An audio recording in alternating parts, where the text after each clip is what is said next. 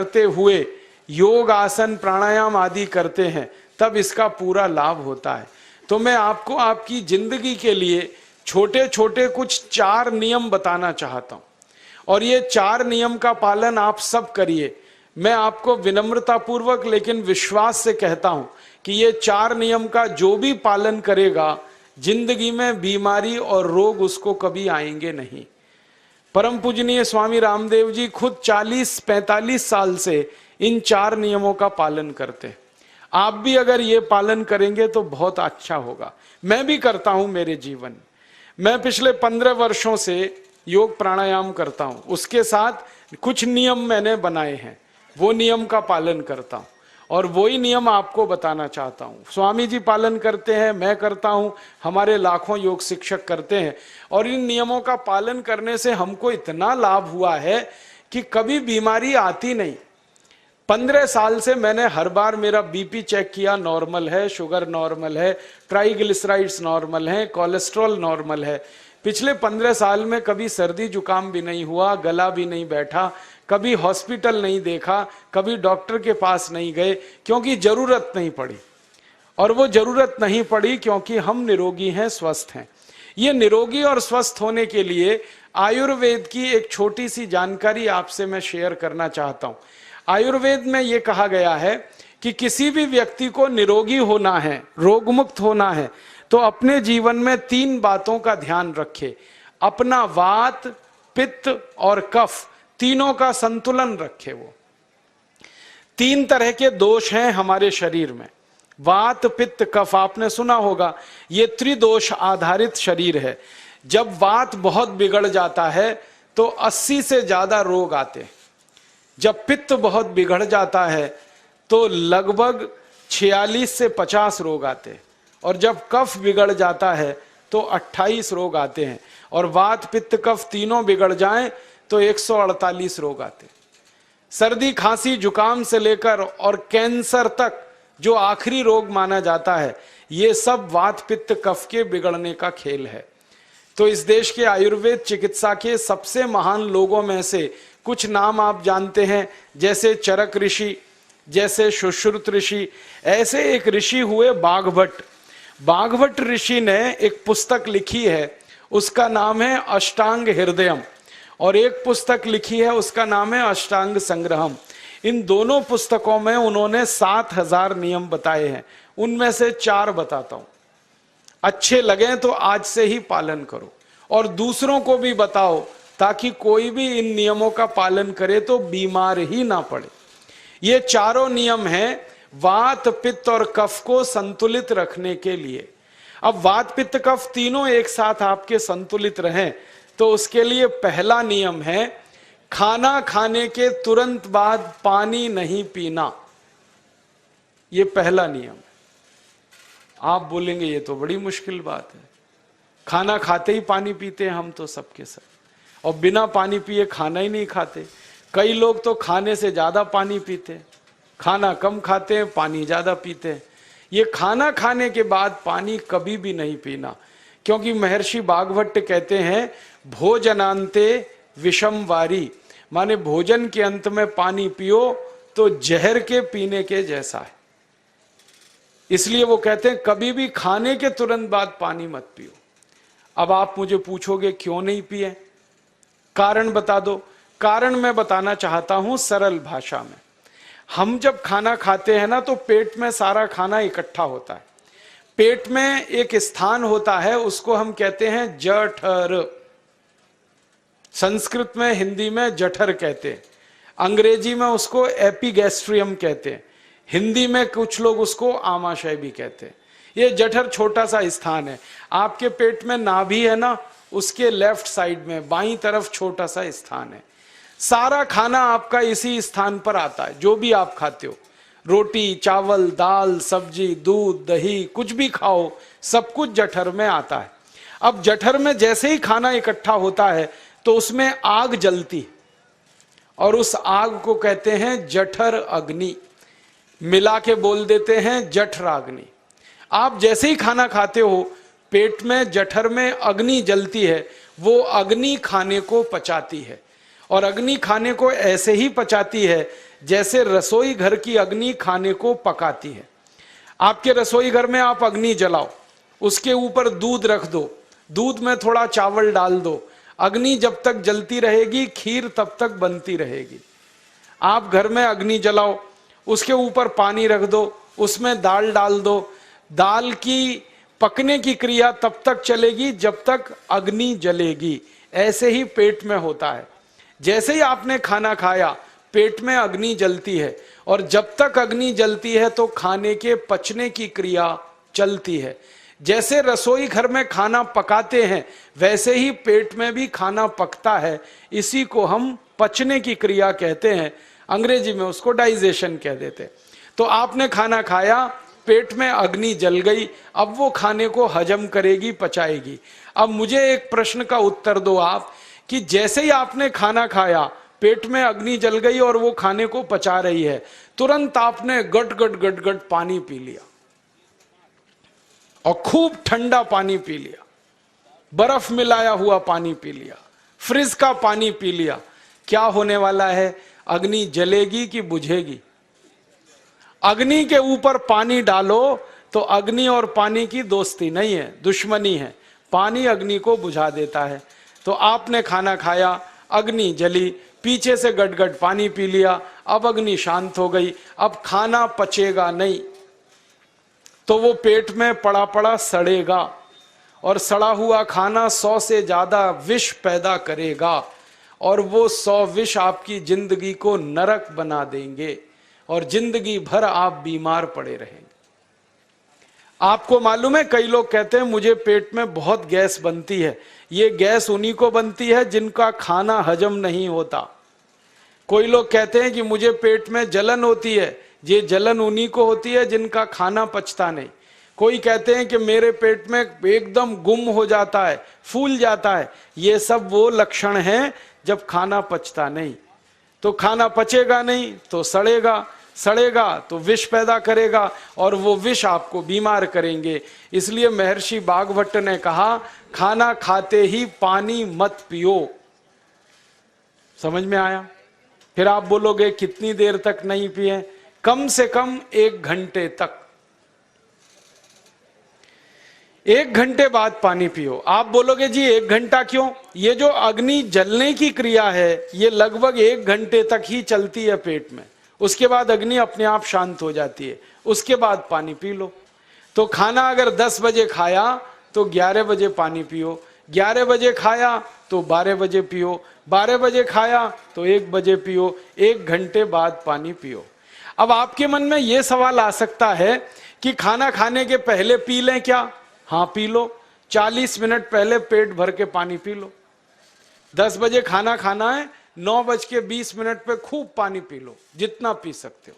11 बजे खाना खाना है, 10:20 पे पी लो, खूब पानी पी लो, 40 मिनट पहले। आप और एक सवाल पूछ सकते हो कि अच्छा ठीक है, खाने के बाद पानी तो नहीं पिएंगे, कुछ और पी सकते हैं क्या पानी को छोड़कर? तो उसके लिए भागवत जी कहते हैं कि खाने के तुरंत बाद अगर पीना है तो दही की लस्सी पियो, मट्ठा। खाने के बाद अगर तुरंत पीना है तो फलों का रस पियो, गन्ने का रस पी लो, संतरे का रस पी लो, मौसमी का रस पी लो, अनार का रस पी लो। अब आप कहोगे ये सब महंगी महंगी चीजें बता रहे हैं, गन्ने का रस, संतरे का रस, अनार का रस, पैसे तो है नहीं। तो सबसे सस्ता रस है नींबू का ही रस पी लो, शिकंजी बना के पी लो, वो तो सबसे सस्ता है। तो खाना खाने के बाद या तो दही की लस्सी पियो या रस पियो। और एक तीसरी चीज है, दूध पी सकते। तो खाने के तुरंत बाद पीना है तो दही की लस्सी या मट्ठा, खाने के तुरंत बाद पीना है तो कोई फल का रस, खाने के तुरंत बाद पीना है तो दूध। पानी 1 घंटे बाद पियो। और अगर एक बात ध्यान रखो तो अच्छा है कि सवेरे खाना खाते हैं जिसको हम ब्रेकफास्ट कहते हैं, नाश्ता, तो फलों का रस पीना अच्छा, दोपहर को खाना खाएं तो लस्सी और मट्ठा पीना अच्छा, और रात का खाना खाएं तो दूध पीना अच्छा। जो लोग इस नियम का पालन कर सकते हैं जिंदगी में कभी भी 80 रोग उनको नहीं हो सकते। वात पित्त कफ तीनों ही इस एक छोटे से नियम से संतुलित रहते हैं। तो ये पहला नियम मैंने आपसे कहा। दूसरा नियम एक और है, और वो नियम ये है कि पानी कभी भी पियो, घूट घूट भर के पियो। जैसे गरम चाय पीते हैं, गरम कॉफी पीते हैं, गरम दूध पीते हैं, एक एक घूट भर के, एक एक सिप करके, ऐसे ही पानी पीने की आदत डालो। ये मुंह में एक बार गिलास लगा लिया, गटागट उसको खाली कर दिया, ये तरीका गड़बड़ है। एक घूट पानी, दो घूट पानी एक बार में उतना ही पियो। आप बोलोगे ये क्या चक्कर है? बात ऐसी है कि एक एक घूट पानी जब हम पीते हैं तो मुंह की लार पानी के साथ मिलकर पेट में अंदर जाती है, और ये जो मुंह की लार होती है ये क्षारीय होती है, और पेट में हमेशा अम्ल बनता रहता है। तो एक घूट पानी पिया, मुंह की लार इसके साथ अंदर गई, दो घूट पिया और ज्यादा गई, बार बार लार अंदर जाएगी तो क्षार पदार्थ पेट के अम्ल के साथ मिलेगा। पेट में अम्ल बनता है, मुंह में लार क्षारीय होती है। तो ये क्षार को अम्ल में मिला दिया जाए और ये अच्छे तरीके से मिलकर पेट में जाए तो कभी भी कोई व्यक्ति के पेट को अम्लता नहीं होती, एसिडिटी नहीं होती। और पेट में अम्लता नहीं होती तो रक्त में अम्लता नहीं होती, और जिनके रक्त में अम्लता नहीं होती उनकी जिंदगी में कभी भी वात पित्त कफ के असंतुलन की स्थिति पैदा नहीं होती। इसलिए पानी घूट घूट करके पीना। मैं आपको एक छोटा सा मेरा ऑब्जर्वेशन बताता हूं, परीक्षण। आप भारत देश में या दुनिया में कहीं भी जाओ, मनुष्य को छोड़कर पशु पक्षियों को देखना शुरू करो, वो पानी कैसे पीते। किसी चिड़िया को पानी पीते हुए देखो, किसी पक्षी को पानी पीते हुए देखो, वो चोंच के एक बूंद ही के बराबर ही पानी उठाता है। एक बार में एक बूंद पानी लेगा, फिर थोड़ी देर चोंच चलाएगा, फिर पिएगा, फिर दूसरी बूंद लेगा, फिर चोंच चलाएगा, फिर पिएगा, फिर तीसरी बूंद। एक एक बूंद पक्षी पानी पीता है। कुत्ते को पानी पीते हुए देखो, चाट चाट के पानी पीता है। शेर को पानी पीते हुए देखो, चाट चाट के पानी पीता है। जितने जानवर चाट कर पानी पीते हैं, जितने पक्षी एक एक घूंट पानी पीते हैं, किसी भी पक्षी और किसी भी जानवर को डायबिटीज नहीं है, किसी को अर्थराइटिस नहीं है, कोई पक्षी ओवरवेट नहीं है, कोई पशु ओवरवेट नहीं है। वो सब स्लिम और ट्रिम हैं, क्योंकि वो इतने होशियार हैं कि पानी चाट के पीते हैं या घूट घूट करके पीते। अब मुझे ये हैरानी होती है कि ये पशु पक्षियों को कौन सिखाता है? वो अपने जन्म से ये ज्ञान सीख के आते। उनका कोई गुरु नहीं है, उनका कोई विद्यालय नहीं है, उनके कोई प्रशिक्षण शिविर नहीं लगते, फिर भी उनको इतनी अकल है कि पानी घूट घूट पीना। और हम ये मनुष्य जिनके इतने गुरु, इतने विद्यालय, इतने कॉलेज, सीखने वाले, सिखाने वाले, और हम मूर्खों के मूर्ख गटागट गटागट पानी पीते रहते। तो पानी पीने का तरीका बदल दो, घूट घूट भर के पानी पियो। ये दूसरा नियम है। तीसरा नियम है कि जिंदगी में कितनी भी प्यास लगे, ठंडा पानी कभी मत पियो। बर्फ डाला हुआ पानी, फ्रिज में रखा हुआ पानी, वाटर कूलर का पानी जिसका तापमान बहुत कम है, ये कभी मत पीना। क्यों? क्योंकि शरीर आपका गर्म है और पानी ठंडा है। अब होता क्या है वो मैं समझाता हूं सरल भाषा में। पेट तो गर्म है, अब इसमें ठंडा पानी डाल दिया आपने, तो अंदर झगड़ा होता है। और झगड़ा क्या होता है? या तो पानी पेट को ठंडा करेगा या पेट पानी को गर्म करेगा। अगर पानी ने पेट को ठंडा कर दिया तो पेट के ठंडा होते ही हृदय ठंडा होता है, हृदय के ठंडा होते ही मस्तिष्क ठंडा होता है, मस्तिष्क के ठंडा होते ही आदमी ठंडा होता है, और आदमी ठंडा होते ही राम नाम सत्य होती है। आपको मालूम है, जब शरीर ठंडा पड़ जाता है तो घर में भी नहीं रखते, निकाल के बाहर सड़क पर रख देते। जो घर आपने बनाया अपनी मेहनत से, शरीर के ठंडा पड़ते ही निकाल बाहर करते हैं उस घर में से, और फिर चिल्लाने लगते हैं, लेके जाओ, जल्दी लेके जाओ, इसको जला के आओ। माने ठंडे शरीर की इज्जत नहीं है। तो ठंडा पानी क्यों पी रहे हो भाई? बंद कर दो। कोई जानवर ठंडा पानी नहीं पीता, कोई पक्षी नहीं पीता। तो आप ये ठंडा पानी पीना बंद करो, सादा पानी पीना शुरू करो। और गर्मी के दिनों में बहुत अगर आपको तकलीफ है तो मिट्टी के घड़े का पानी पी लेना, फ्रिज का और बर्फ का नहीं पीना। ये तीसरा नियम है। और चौथा और आखिरी नियम है कि आप सवेरे ही सवेरे जब सोकर उठते हो तो सबसे पहले पानी पियो। जैसे ही आपकी आंख खुल गई तो पहले 2-3 गिलास पानी पी लो, उसके बाद आप टॉयलेट में जाओ। उठते ही पानी पियोगे तो 2 फायदे हैं।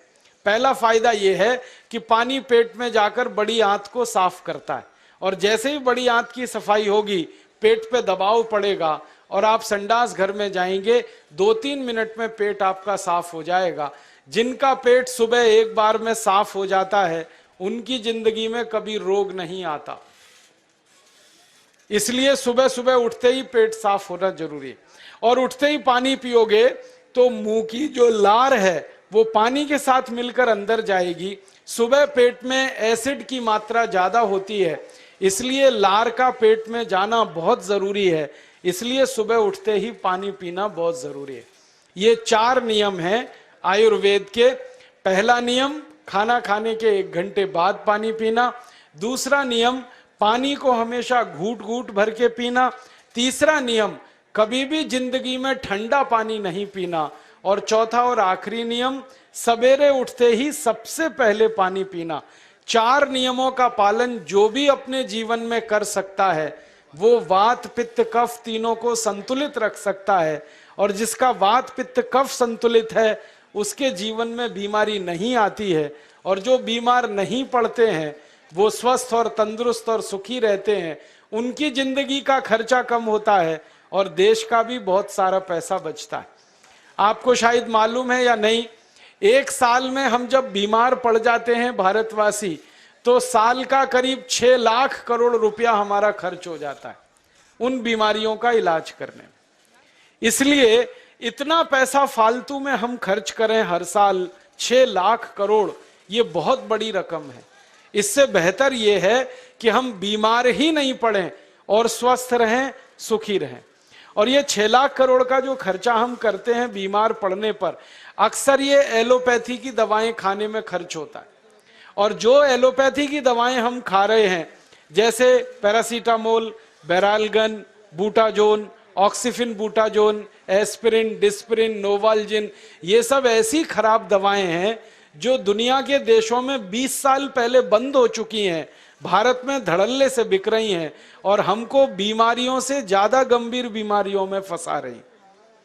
ज्यादातर दवाएं जो आप खाते हो वो किडनी खराब कर देती हैं, लीवर खराब कर देती हैं, आंतों में घाव कर देती हैं, विकलांगता आ जाती है, पैरालिसिस हो जाता है, ब्रेन हेमरेज हो जाता है, हार्ट अटैक आ जाता है। दुनिया में लगभग इस समय 84,000 दवाएं बिकती हैं और आपको सुनकर हैरानी होगी उनमें से मात्र 117 दवाएं हैं जो काम की हैं, बाकी सब बेकार की दवाएं हैं। उन बेकार की दवाओं को खाकर हम 6 लाख करोड़ खर्च करते हैं। ये बहुत दुख और अफसोस की बात है।